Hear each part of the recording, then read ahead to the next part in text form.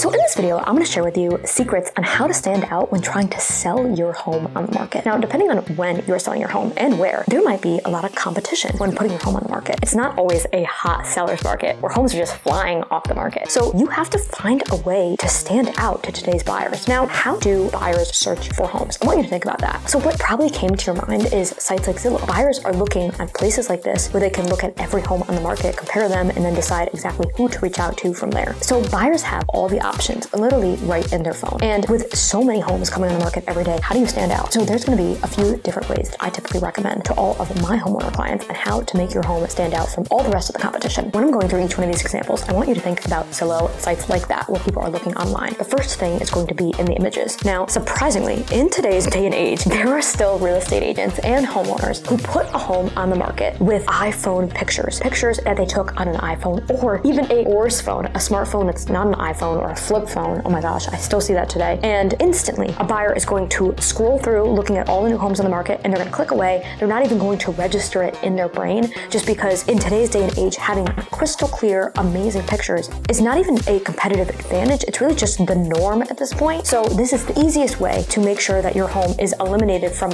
not being seen in the buyer's search, because honestly, they're going to completely scroll over it because it looks that hideous on the market. The next thing is going to be video. A lot of these online platforms make it really easy to stand out with video. They actually allow you to put video of the property. Ever since the pandemic, honestly, previously, this used to be a thing that really set listings apart, because it used to be pretty rare that a home had an actual video of the home on any of these websites. But once the pandemic came, I would say that video actually kind of became a normal. So having even a basic video of the property is definitely at least the norm. You should at least have that. And if not, have something a little bit more creative and unique that definitely brings buyers in. And I can't tell you how many showings that I do for my listings where a buyer comes up to me and says that they actually recognized me or saw me, or they found the property from the video. This is why video is so important in today's day and age. And I do have to say, there are still so many agents out there and homeowners out there who put a home on the market and they don't use video, and it's such a big mistake. And the next competitive advantage is going to be to just have better marketing. So you might be thinking, okay, Laura, that's such a cop-out answer, because what does better marketing mean? I want you to think about your community, your neighborhood, your building, if you're in a building, and I want you to think about other homes that might be comparable homes that a buyer is probably looking at when they're also looking at yours. How does the marketing look for that home versus yours? I want you to make sure that you have the better marketing, the better presentation, the better overall package than that other person does. How can this be done? Pictures, video, of course, but also the description, the actual marketing printouts, the actual digital marketing campaigns that are bringing the buyers in through the door, everything. Any property event, it needs to be better than the competition. Your agent should be looking at your home individually, of course, but then they also need to be like, put themselves in the shoes of a buyer who's probably looking at your property. What are these buyers also looking at on the market? What are they also considering? If there's a home right down the street from yours or in the same building as yours that is very, very similar price and pretty similar layout, then you need to make sure that yours outshines theirs 100%. So the next thing that I love to do when putting a home on the market, I mentioned those other comparable homes that buyers are probably looking at. I want you or your agent to play off the traffic of that other property as well. There's something very common in the real estate industry where if someone is selling a home and then another agent is selling another similar home that buyers are probably looking at both of them, both agents kind of collaborate a little bit and kind of send traffic to each other if that buyer wasn't a fit for that property. So for example, I'm selling your home and then my friend real estate agent is selling your neighbor 2 streets down, but the homes are very similar. If a buyer isn't right for your home, I might send them over there and they might do the same vice versa. They know that this home might be a fit for them and I would know the same thing for that home. That is done all the time. So make sure that your real estate agent is kind of collaborating with these other agents in the market, because that's actually a really good way to just get some extra traffic. And you also might be thinking, well, Lauren, wouldn't that buyer already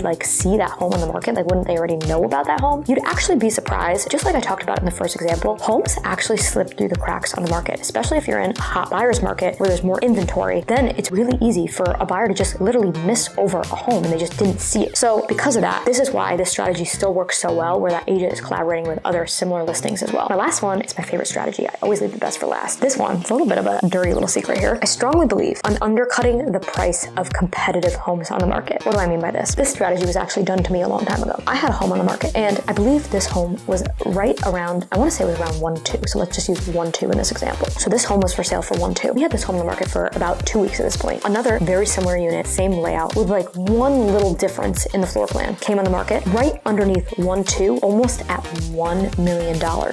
I'm intentionally leaving a pause in this video because I want you to think about how heartbreaking that was for me and my client to see this agent bring that property on the market 2 weeks later after we had came on the market at 1.2, and they undercut us by putting it right above 1 million. You can only imagine what that did for our traffic, and you can only imagine what buyers were thinking when they were going to look at both of them, because they were like, why is this one priced at almost $200,000 more? We were on the market 2 weeks before them, and they clearly knew what they were doing. They figured they would undercut us and basically cut out our traffic and have all the traffic go to them. Now, I learned this the hard way, and we had to adjust things very, very quickly with that client, and luckily that client was very understanding that there was nothing that we could do because we were on the market 2 weeks before them and they undercut us on price. I have to say, this strategy happened to me, but I will easily do this any day to another home on the market if we figure that we can get their traffic, because it's a good strategy. And I have to say, that home went under contract, and I think under 2 weeks, that home went under contract in that example that I used. They deserved it because honestly, they did a good strategy. They basically took our traffic away and brought it to them. And I highly think that if you can get away with doing that to another home in your market, I honestly think that you should. And if anything, it will motivate that homeowner. And I don't want you to really look at it as like this evil trick that you're doing or anything like that, because if anything, it'll just motivate that homeowner to make the right adjustments or to up their marketing and get their home in front of more buyers as well. So that is just 5 ways that you can get your home to stand out in the market amongst all this other competition, because in today's day and age, there's always just so much competition online. And I want to make sure that your home doesn't get lost in the shuffle. So I would love to know, which one of these strategies would you do, or would you not do any of them? As always, I just love hearing from you guys.